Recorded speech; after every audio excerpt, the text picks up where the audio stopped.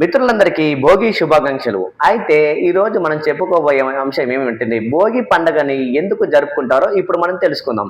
శ్రీకృష్ణుడు రంగనాథుని అవతారంలో పెళ్లి చేసుకోవాలని గోదాదేవి ఆండాళ్ అవతారంలో ధనుర్మాసం మొత్తం వ్రతం చేసి భోగి రోజునే ఆయనలో ఐక్యమైందని పురాణాలు చెబుతున్నాయి. అందుకే ఈ రోజున ఆలయాల్లో గోదా కళ్యాణం జరిపిస్తారు.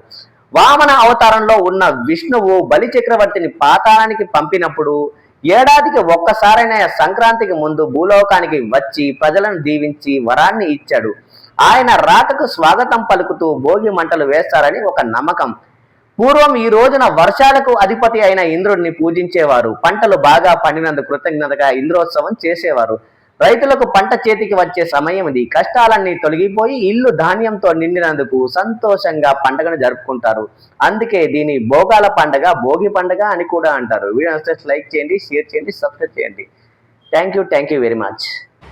Thank you for watching Chandu Kilambi. Please like, share and subscribe.